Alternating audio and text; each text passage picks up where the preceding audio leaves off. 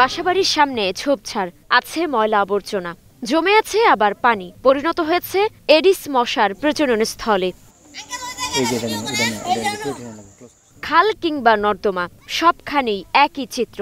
সড়কের পাশে ফেলা ময়লার ভাগাড়ে জন্মাচ্ছে এডিসের লার্ভা।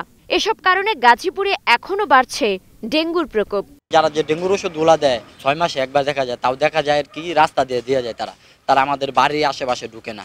যেদিক দিয়ে মনে করেন যে ডেঙ্গু মশার উৎপাত এগুলো দেওয়া ঢুকে না, এই যে ড্রেন মনে এগুলা দেওয়া ঢুকে না। মাসের শেষে একবার আইয়ে না, কিন্তু মশা তো এমনি উৎপত্তি বেশি হইতেছে। ডেঙ্গু মশা অনেক আক্রমণ করতেছে, আমাদের দেওয়ার দরকার কেন, আমাদের বাচ্চা কাচ্চা আছে, নিজেও সচেতন থাকতে হয়। শহীদ তাজউদ্দিন আহমদ মেডিকেল কলেজ হাসপাতাল, বর্তমানে 163 জন ডেঙ্গু রোগী চিকিৎসাধীন।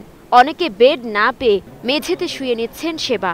সকাল 12টার দিকে আমরা এখানে আসছি ভর্তি করার জন্য। আমাদের শ্রীপুর হসপিটাল থেকে ট্রান্সফার করা হয়েছে, বলা হয়েছে যে ডেঙ্গু টেস্ট করাইতে। তো আসছি 12টার দিকে, আসার পর 3বার টিকিট কাটতে পাঠানো হলো।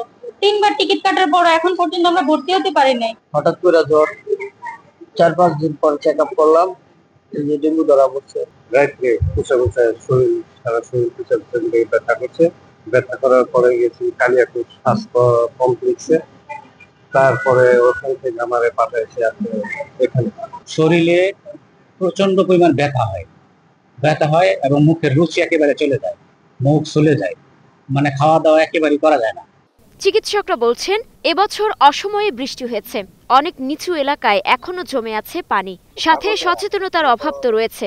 এসব কারণে কমছে না ডেঙ্গুর প্রকোপ। শহরে বৃষ্টির মাত্রাটা আরো বেশি, এখানে গাছপালা থাকাতে বৃষ্টি বেশি হচ্ছে এবং আমরা জানি এই বৃষ্টির পানিতে এডিস মশার লার্ভা বংশবৃদ্ধি করে।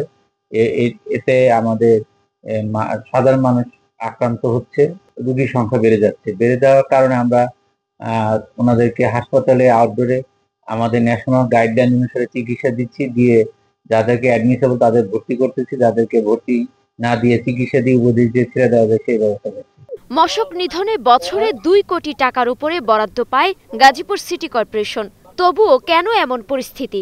ডেঙ্গুটা যখন মহামারী আকারে হয়ে যাচ্ছে, সেখানে কিন্তু সিটি কর্পোরেশন একা পারবে না। আপনি এর অর্থ না যে মশা শুধু সাধারণ মানুষকে কামড়াচ্ছে, সিটি কর্পোরেশন নাগরিক যারা তাদের কামড়াচ্ছে, সিটি কর্পোরেশন যারা চাকরি করে যারা আছে তাদের কামড়াচ্ছে এরকম না, তারাও কিন্তু এই মশার কামড়ে আক্রান্ত হচ্ছে। মানে এখানে দায়টা সবার। 57টি ওয়ার্ড নিয়ে Gazipur city corporation. Desk report, star news.